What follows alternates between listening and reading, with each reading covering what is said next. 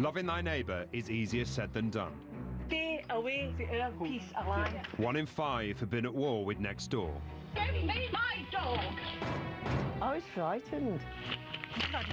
When the garden fence marks enemy lines, Have you got your recorder on? Good.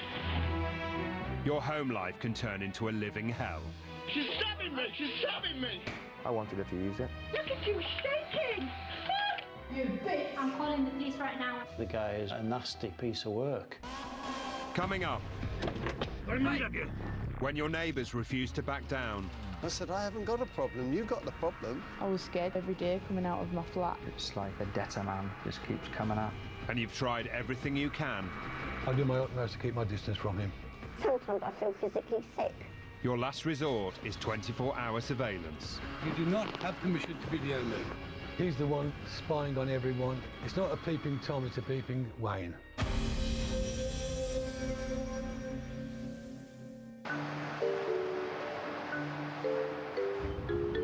The seaside town of Torbay in Devon sits between Exeter and Plymouth, and along with being a holiday destination, it's a popular place to retire to. The residents of one quiet close were enjoying their retirement in full. When we moved in, it was beautiful. Nearly all elderly people that were enjoying their retirement. Well, when I moved there, I liked it very much. And I thought the people are nice here. When everyone used to come into your house and have cups of tea, and I loved it here. In 1999, Wayne Howard, a local window cleaner, bought a house in the very same cul-de-sac. This is my lovely street. It's a private road. After 13 years contentedly living alone, Wayne married Daisy, who he met online. We're just the bestest friends, and yeah, meant for each other, definitely. After marrying in the Philippines in 2012, Wayne returned to the UK to prepare for Daisy's arrival. But when he got back, he was in for a big surprise. I came out one morning, I was just about to go out in my car for a drive, do some shopping, and I looked here and I noticed from here, all the way up through to the apple tree, was a huge pile of rubbish or black bags. Wayne decided to film the dumped rubbish for evidence to send to the council. Next door's rubbish by the looks of it. Dumped on my front. Absolutely disgusting. And why? Because they got their outside of my house. Wayne assumed the rubbish was from his next door neighbour, but he was surprised when he found the person responsible was a new resident.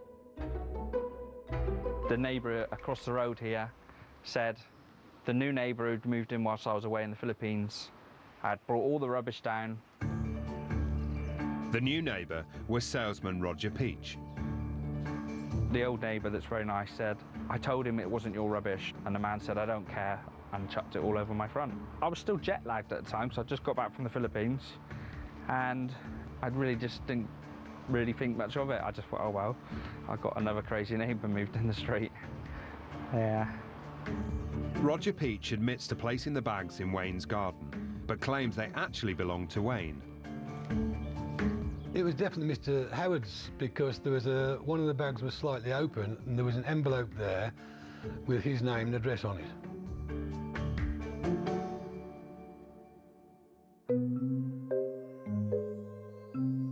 A few weeks later, Wayne and Roger met for the first time. First time I met Mr. Peach, I stopped here. He came out of his house, ran out to me and said, hello, I'm Mr. Peach. I said, hello, I'm Mr. Howard. Shook hands. I forgot about him doing the bins. I thought, it's not cause trouble. I think he came driving past the one day, introduced himself. He seemed a little bit flamboyant, but he seemed a nice enough guy, so you just take people on face value. My first impressions of Mr. Peach was he looked like one of the Craig brothers, like a gangster. I did laugh. The conversation quickly steered towards a communal tree that has stood in the close for 70 years. He said, straight away, I want to cut the tree down. And I said, Mr. Peach, I said, the tree's owned by all of us. He said, yes, I know that. He said, would you not like it cut down? I said no. He said, well, what if I pay you to cut it down? No, I said, I don't want to cut it down. So you can cut it, trim it. I said, but I'd like the tree left. Mr. Peach recalls this conversation differently. Mr. Howard told me that he would willingly take the tree down for £300. I spoke to Wayne, I asked him about insurance. Mr. Howard said he'd got no insurance. I said to Mr. Howard, no, definitely not. I said, because if something was to happen, I would probably be held responsible. I told him that I was going to get a professional tree surgeon to actually sort the tree out. Wayne says he rang the council after this meeting to try to get a tree preservation order. But one morning, a month later, he awoke to the sound of chainsaws. Hearing the chainsaws, I ring them again and they said, go and tell the man who's cutting it down that you all own the tree and he will stop. Came here, there's a man chopping the branches off up there. And I said, excuse me, mate, you do realise that we all own this tree? And he said, hang on. He came down, he said, I'm ever so sorry. He said, Mr. Peach promised that he'd own the tree and he had lied to him. So the tree surgeon apologised, said, I won't cut any more, I'm sorry about that. According to Wayne, the council came out later that day and put a preservation order on the tree, making it illegal for anyone to work on it. Oh, it means the world to us. It's a lovely tree. The way Mr. Howard reacted about the tree, it's not a reaction about the tree, it's a reaction that he actually lost £300 in wages. Be a nice tree house one day, maybe. But you can't harm a leaf on it because it's protected now forever. From that point onwards, Wayne and Mr. Peach were at loggerheads. I never call him Wayne, I always call him Mr. Howard. I do my utmost to keep my distance from him. But Roger Peach didn't keep his distance for long. What the hell's the matter with you? Coming up, noise war in Hull gets violent. He picked up a 3-foot fence post and threw it at me. And barking dogs drive neighbours to distraction in Hampshire. Banging on the window. Shut that dog up.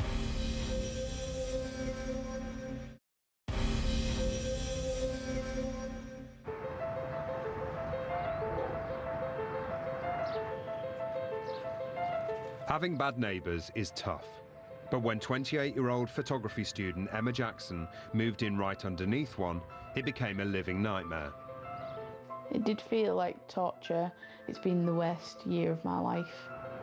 But she was not the first to have problems with the man living upstairs. Unemployed 53-year-old Mark Ray. I was told that the previous tenants antagonised him, and obviously I'm not like that, so I'd never thought there would be a problem. But it was straight after moving in that Emma realised that she was wrong. I was laid in bed.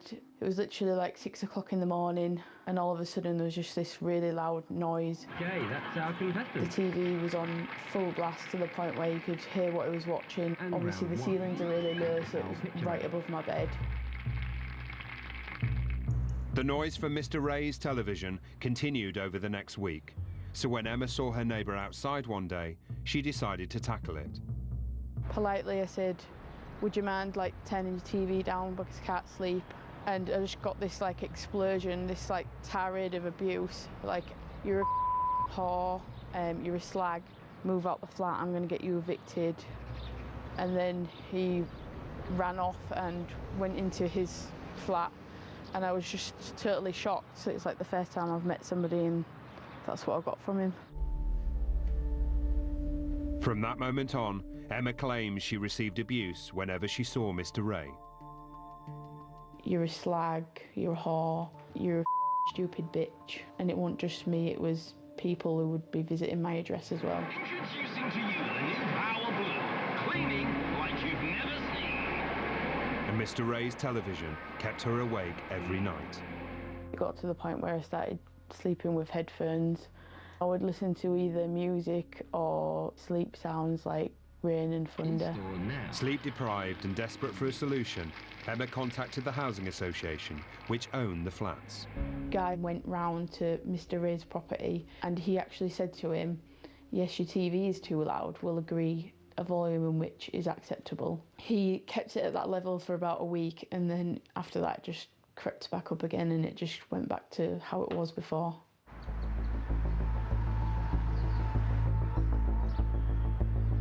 Unable to avoid the noise or the neighbour himself, Emma snapped. I was sweeping up, the TV was blaring as usual. Couldn't take it anymore, so I banged on the ceiling like that. I heard him thundering down the stairs, running up my path. He ran up to the front door and he smashed both of his hands on the door. I'm surprised that the door didn't smash, to be honest. And then I saw him running back off into his garden, and that's when I opened the door. I said to him, "You're a nasty bully," and that's when he picked up a 3-foot fence post and threw it at me. I just jumped out the way and it hit the door frame. If it had hit me, it'd have probably killed me. It was just too much. It can be quite scary and isolating. Terrified when she was at home, Emma's only refuge was going to work. I came into work one day and Mark Ray came into my place of work. He'd brought back a TV because he'd blown the speakers on it. He came over to the general area where I work and he asked one of my colleagues for assistance. He said, "I want somebody to help me with the TVs, but I don't want it to be that picture over there." He wanted the TV to go really loud because he wanted to annoy her over there, and then he pointed at me. It was just hell because it wasn't even just one aspect of my life, it was just all of it as a whole that it was ruining.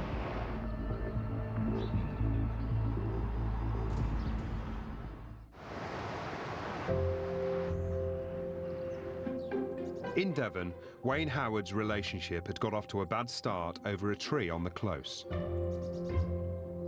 But he was now more preoccupied planning the arrival of his new wife to what would be their marital home. I was chatting to Daisy on Skype, and because she's never been to England, she said, "Could you do a video of where you live?" I said, "Okay." I said, "I'll do a little video for you." I said, "I'm going down to do some shopping. I'll show you the countryside on the way." I then chucks the video camera into the front of the car, and they record both ways, and I thought it was recording outwards, but pure fluke, it was actually facing inwards, which I didn't know at the time. I come to drive down here, and Peachy runs out of his house there, runs straight in front of the car. I put a brake on. He then comes around here, rips the door open, and dives in on top of me. What the hell's the matter with you? He grabbed me. What the hell? This is so off. He was biting my hand, my finger. It was like he was Walking Dead or something, trying to eat me. He looked mad as hell. He looked so mad. And then he was saying something like, "Have you ever been put in a hospital? I'm going to put you in hospital." When's the last time you was put in hospital? I was thinking, oh my God, I'm being attacked by Grandad who wants to put me in hospital. Literally, the car then starts to roll, it gathers speed. As we're going down here and he's wrestling me, his little legs are dangling out, dragging along the road. And then as we get to here, the speed really picks up. It goes straight into the fence. This door then slams on his legs. The gate wedged into the car and crumpled all the front of my car and stopped us dead. What the hell do you think you did, mate? That's a shit thing to do, isn't it? Roger Peach admits the attack, but says it wasn't unprovoked. His partner was home alone that day whilst he was at work. She has asked us to protect her identity. Wayne Howard, he came right up to the fence and was filming on his phone or iPad or whatever it was, and grinning like a maniac. And he was filming me, and it was really, really bizarre, and I was scared. As I pulled up outside the house, my wife came to the back door, unlocked the back door. She was in floods of tears. I lost my temper. What the hell's the matter with you? I didn't attack him. I caught him by the scruff of the neck. I did not attack him. I didn't carjack him. That's another lie. Why? Simply, it upset my wife. I honestly feel that you're not much of a man if you allow another guy to start bullying your wife, to get your wife into tears, and to have your wife being so frightened that she locks herself in the house. We put this allegation to Wayne, but he claims there were no witnesses to this event. He did call the police though, and Roger was cautioned. But Wayne claims he had sustained serious injuries. The gear stick, which is why I'm still injured today, went into my ribs and caused an injury there. It's like it's got nerve damage or something in my ribs. That's where the car crashed. Initially, he told everyone he hurt his back on the handbrake. But because the handbrake was off and the car rolled down, it couldn't have been the handbrake. He's now changed his mind. If you care to look at the video, you see the gear stick is over there. His back is nowhere near the gear stick. Right? How did you do, mate? That's a shit thing to do, isn't it? Wayne claims he was signed off work and he hasn't worked since, but he couldn't let it lie. He decided to post the video of the alleged carjacking on his YouTube channel. Can I have the police, please? We put it on YouTube as a cry for help to try and get the police to act on it. His boss saw him on YouTube as the world's oldest carjacker and sacked him. When was the last time you was put in hospital? That made Mr. Peach extra angry, and he's been trying ever since to get revenge. I wasn't sacked from the job whatsoever. I actually left the job of my own accord because I didn't want to cause the company any embarrassment. Of course I was upset. What can you do about it? There's nothing you can do about it. Dandruff. We all suffer from dandruff now and again, so what you do is you dust it off and you continue on.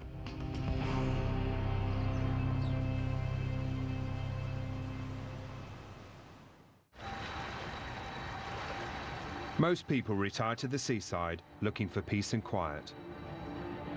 But at 5 a.m. one morning in the sleepy town of Portchester in Hampshire, Doug and Mavis Milsom were rudely awakened. The Milsoms had only just moved to the neighbourhood. It wasn't a great start. I was woken by banging on this party wall. Bang, bang, bang, bang, bang, bang, bang, bang. It made me feel sick to the stomach. I just couldn't make out what it was. Doug went to investigate. I came from the bedroom into this room. By that time, the man was there, banging on the window and giving me a load of abuse. I looked at him, I said, "What is your problem?" And with that, he just turned around and said, "You're my problem. Shut that dog up." The Milsoms' dog had been let out in the night by Mavis.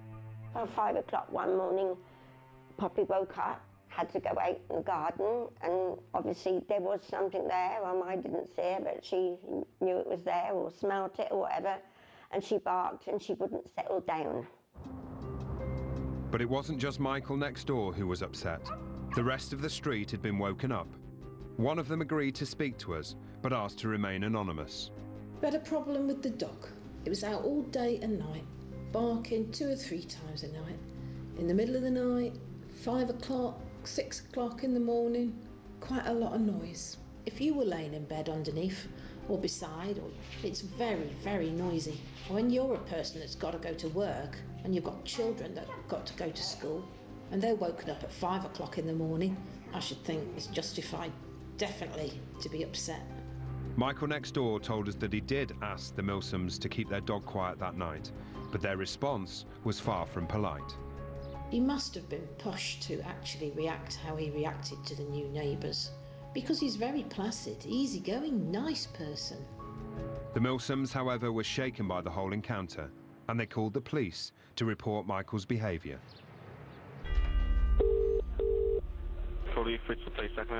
The police came along when they come and see us, then went and see him, and we were then told, don't have no communication with the gentleman whatsoever. But the incident proved to be just the beginning of the Milsoms' troubles. All I want is just a peaceful life, but that's not the way it is at the moment, I'm afraid to say. The Milsoms had moved to the area just weeks before to be nearer to their daughter. Cabbages in the middle. Yeah, yeah, they've come on well. Something's eaten them. This is our beautiful garden, and that's one of the main reasons that we bought it. I mean, it really is. It's very, very colourful in the spring. It had seemed like the ideal home for them and their Cavalier King Charles Spaniel. Well, we have a dog. Poppy Princess. She has a very long pedigree. But Poppy Princess was not their only pet. They had a mini menagerie. We love birds. Consequently, we've got an aviary in the garden. We have a parrot. And we've got a cockatiel. Called George. You can't understand his language, but he will talk to you. Come on, have a tickle. Come on, come and have a tickle. Come on. We love most animals. There's only probably... We don't like cats. I don't like cats. I don't think you could pet them very well. The Milsoms and their animals were becoming notorious on the street. It was chaos when they moved in. They've got a cockatoo and it squawks, which is a loud squawking, continuous. I can hear it in my house. Despite a bad start, the Milsoms forged ahead with settling into their new home. First on the list was a complete renovation. When we had the flue liner done, there was 2, 3, 4, 5 tiles broken. The gentleman next door turned around and said, your lads have broken the tiles on the roof. I said, no trouble. I should get them to come back and repair them. They were here within 2 days, repaired them. I seen the gentleman when they'd done it. I said to him, excuse me, I'm just letting you know that I've had the tiles repaired. Don't talk to me, you're not allowed to talk to me. You'll be in dead trouble with the police. And it just kicked off again. We thought we were being reasonable, but we didn't understand. I don't know, I haven't a clue what the problems are. Michael, the next-door neighbour, tells a very different story. He says that it was Doug that gave him a barrage of abuse. And in addition, the Milsoms' noisy dog was still a problem. And the next-door neighbours decided to take action. I heard the post came and I went and picked up what was there, and there was a letter. And I opened it up and I got quite a shock. We'd been reported to the environmental health people, how the dog was continually barking. And we could be fined, I don't know whether it's 1,000 or whatever, thousands of pounds for doing it. And I was really, really shocked and frightened. For the Milsoms and their neighbours, relations seemed a long way off being peaceful. Coming up, the once idyllic community in Devon becomes a battlefield. You can't move without being filmed. You go out and he's filming you. In Hull, more than just insults get thrown over the garden fence. I feared for my stepmom's life. If he'd have dropped it on her, it would have definitely killed her. And the constant argument with the neighbours leave Mavis panicked about her husband's health. I'm worried that he might have a stroke or heart attack or something like that.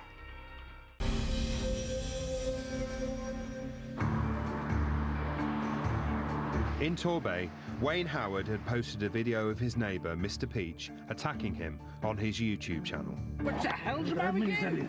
Roger Peach felt that he was forced to leave his job. We'd never got on really since the day where he said hello, and that was the only day we had got on, I think. Other than that, he's just been confrontational and out to get me for revenge for sticking him on YouTube. He's constantly taking videos, throwing them onto YouTube, Facebook. I'm sure he's looking for stardom. It's Wayne's world. Relations were worse than ever when Wayne caught an incident on camera that left him fearing for his life. I walked down here, and as I got to here, that's where my blue car was, the old car. Mr. Peach zooms down here. He tried to wedge me between his car and my old car, so I'd be crushed against both cars. I walked down here, and as I get to here, he wheeled spinned here and reversed back onto me to try to run me over a second time. Scary, frightening man. Just tried to run me over then by the looks of it. I've not retaliated whatsoever towards him, mainly because he's 69, I think, now, and I'm worried even if I just touched him, he'd probably have a heart attack and die, and then the police would say, we'll do you for assault or manslaughter or something, or even murder. That's what I'm worried about, because the man is so old and frail. I'm looking at it like maybe he should be locked away in old people's home for his own protection. I cannot believe that he said that I was trying to run him over. I cannot believe it. But the difference between skidding your wheels and driving towards him and trying to run him over and driving at sort of 1.5 miles an hour or whatever it is, guy's a liar. But Roger was not the only neighbour Wayne had accused of dangerous driving. Every Friday night, at the same time, I go to the chippy and bring fish and chips back, always on the same time every night. He knew this, and he stood in my way as I came back from the chippy to park, and he stood in my way. So he had to get out of the way, and he wouldn't to start with until I started revving my engine, and he just moved out of the way, and I went into my parking space. But he says I tried to run him over, and had the police round, could be threatening to murder him, which was crazy, you know. We put this allegation to Wayne, but he insists that his neighbour did indeed try to run him over. A year after the alleged carjacking, Wayne's wife Daisy and their newborn daughter Paris joined him in Torbay. But Wayne claims his problems just got worse. Certain neighbours have smashed Daisy's window. They've scratched the car. I think someone keyed it along there one night. Dent there. There's a scratch on the back, they did. They smashed the light. I'd never had any car damage ever until my wife Daisy arrived in the UK. Oh, Mr. Peach, why'd you do that? Mr. Howard has made many allegations against many of the neighbours, car windows being broken, backlights being broken. I'm sure he's made many, many, many enemies. Many enemies. Wayne was keen to protect his new family, so he took neighbourhood CCTV to a whole new level. But there's camera 3 up there, camera 2, camera 1, camera 4 on the side. The 3 here are the main ones. That one's viewing the entrance to the road. Now this close-knit community was under 24-hour surveillance. You can't move without being filmed. You go out and you think, I'm not doing anything, and all of a sudden the kitchen window opens and out comes his iPad and he's filming you. If he's not holding the iPad filming you, if she's holding the iPad up filming you, and you think, why? I'm not doing anything, I've just walked out my front door. Well, I knew he had cameras because I went in his house. He took us in for a coffee and I saw the camera pointed at mine. I was disgusted. You could see my windows full on. I've never had anyone do that to me before at all. And I hadn't even properly moved in then when he had his camera on my bungalow. Wayne denies all these allegations and insists his neighbours are a threat. And despite his neighbours' protests, his regime to protect his family knows no bounds. Well, my house is very safe. Before I put the silver foil on the windows, day and night, mainly in the early hours of the morning, Mr. Peach would come up to the windows and be peering through, looking at my sexy wife in her little sexy nightie and being a proper peeping Tom through the windows. That's so far from the truth, it's unbelievable. Again, Mr. Howard has got so many cameras. If myself or anyone else was peeping into his window, he could record it, put it through to the police, and the police would prosecute us. Again, Mr. Howard never comes up with any footage for the police. It's lies. He's the one that's spying on everyone. It's not a peeping Tom, it's a peeping Wayne.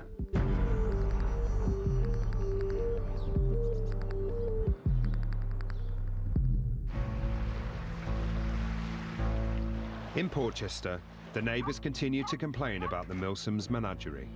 The inspector came and we let him in. The dog barking and a parrot squawking and us breathing, I suppose.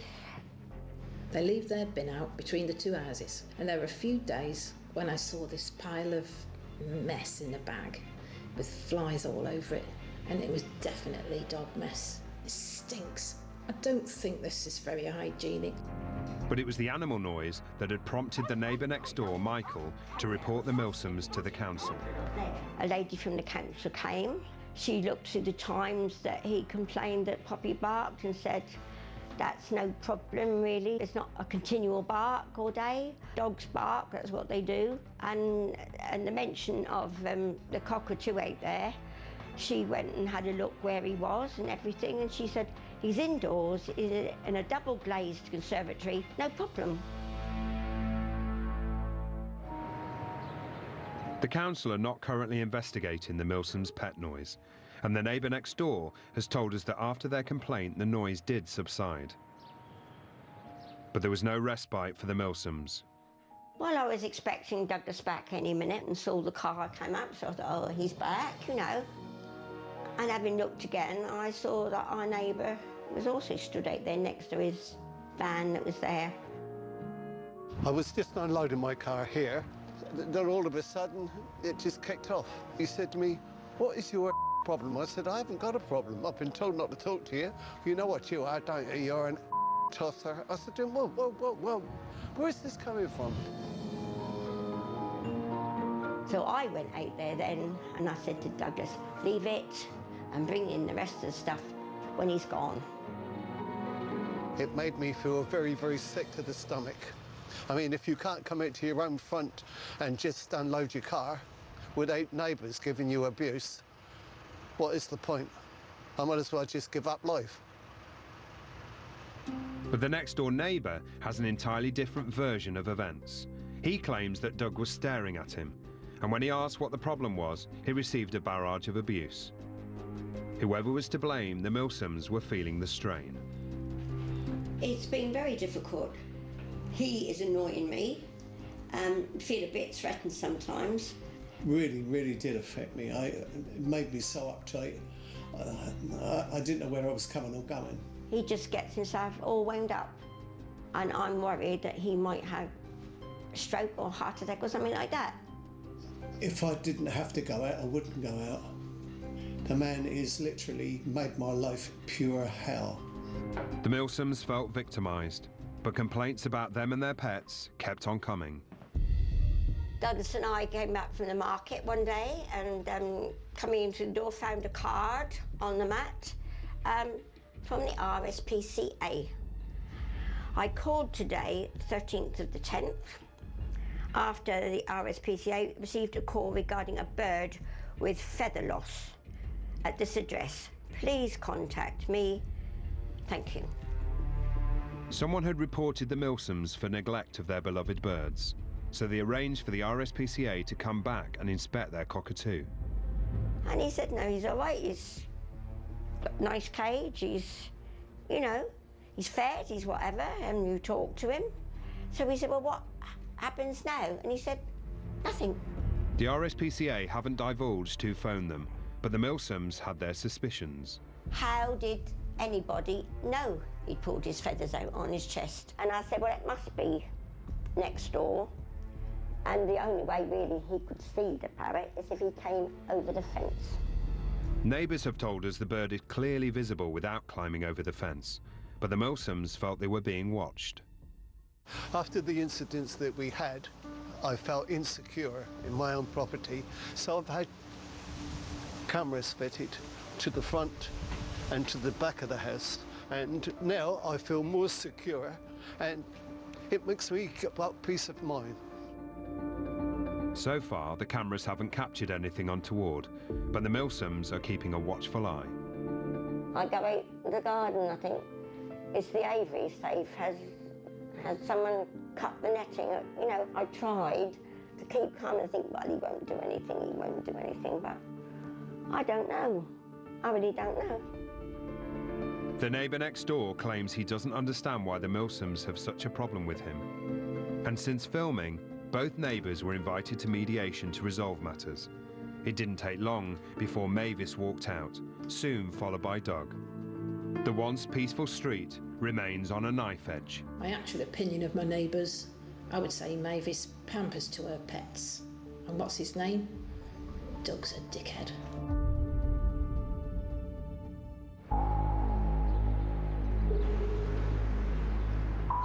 In Hull, Emma Jackson had moved into a new flat and almost immediately been harassed by her upstairs neighbour, Mark Ray. 6 months on, and things weren't getting any easier. I came home one day from a family christening and noted that Mr. Ray boarded up the shed like this. He'd put a big long piece of wood across it. The family members who was with me said, you know, have you got any tools? We'll try and help you get it off. My stepmother started trying to take off the wood. Mr. A came out, he was shouting, swearing like usual, red in the face. He had a massive rock about this big on top of his bin. My stepmom was stood right near his fence. He picked it up and he held it over his head as high as he could. And he was like, I'm going to kill you. My dad, like, ran forward and put his hand out to stop it.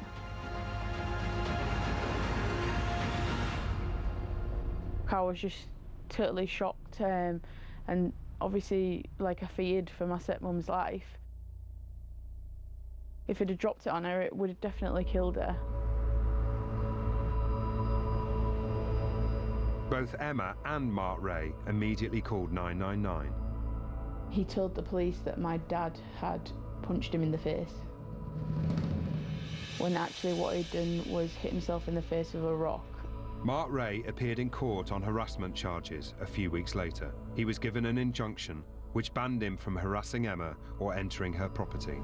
After the injunction, stuff did calm down quite a bit. I started moving on, started decorating the property. I think he was like scared for a bit that obviously he didn't want to get in any trouble. But then his actual personality must have got the better of him because he started again a few weeks later.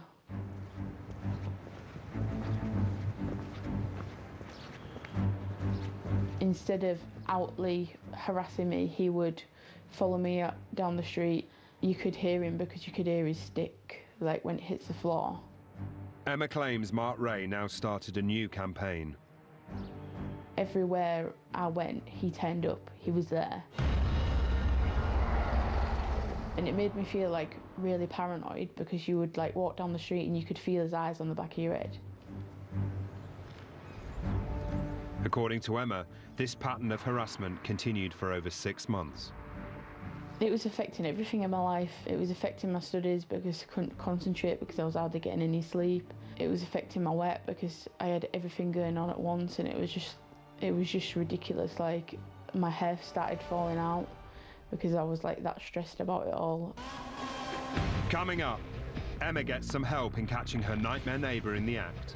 This is him stood at my gate taking photos of my flat. And residents fight back in Torbay. Mr. Howard has made himself a prisoner in his own home. He's only got what he deserves.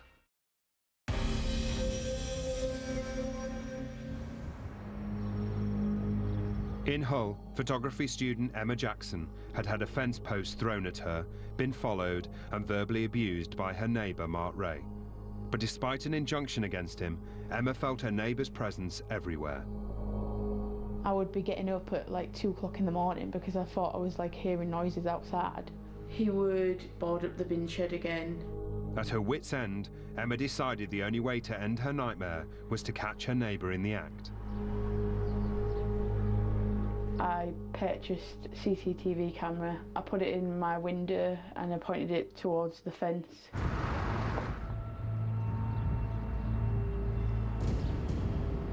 Went straight to work, left it recording. It took just over an hour for Mr. Ray to make an appearance. This is him stood at my gate taking photos of my flat and of my camera. Under the terms of the injunction, this was classed as an annoyance and breached the court order. But Emma's neighbour didn't stop there.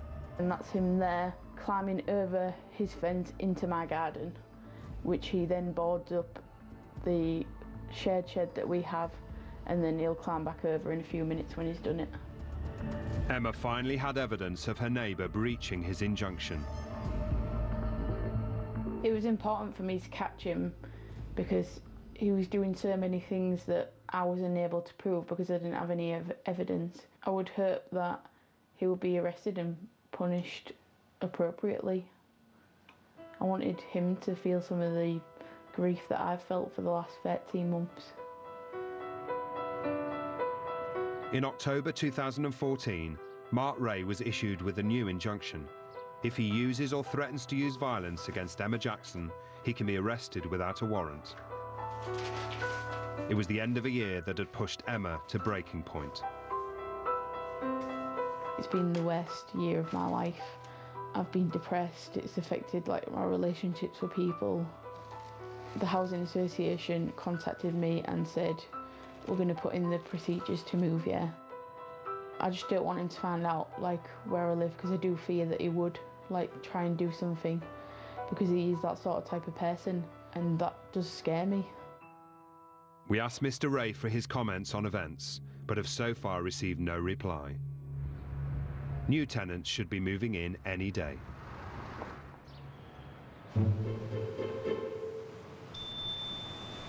In Torbay, Wayne Howard's argument with his neighbour Roger Peach had become a war with the whole close after Wayne installed CCTV cameras to film his neighbours 24/7. Mr. Howard has got so many cameras on everyone else's property that we actually cannot walk down the drive without Mr. Howard recording us or videoing us. You do not have permission to video me. Well, then you shouldn't stand in front of my house. I'll stand behind you then. How's that? Or in front of my house. Wayne's neighbours felt there was only one way to deal with the problem. At the moment, I'm looking into having 2 cameras put up, one on the front of my property and one on the back. I just want cameras up for my own peace of mind. I've got to get some new cameras to go up. It's essential at the moment. It's one of the essential things I've got to do. And Mr. Peach was all too happy to help. He has for years continually videoed people, but since people have actually put CCTVs up all around his property, he can't go outside and frighten them. So for all intents and purposes now, Mr. Howard has made himself a prisoner in his own home. He's only got what he deserves. With the cul-de-sac now under 24-hour surveillance, neighbourly relations could be tense for some time. My relationship with Mr. Peach is non-existent. It's not a relationship, it's like a debtor man. I just stay away from him and he just keeps coming up non-stop. Mr. Howard gets great pleasure in upsetting people. Mr. Howard gets great pleasure in intimidating people. You can get a picture of me and Mr. Peach together. I'm just stuck for words for the guy. Honestly, I'm stuck for words. Don't think he likes me. Who's that?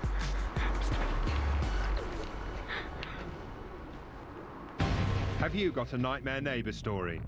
Get in touch at channel5.com/nightmare neighbour. Next time, a family dog is killed. My heart's just been pulled away. A fight over land gets nasty. We were bullied into protecting what was ours. And one woman terrorises an entire block of flats. 2, 3 in the morning, she would sort of make howling noises.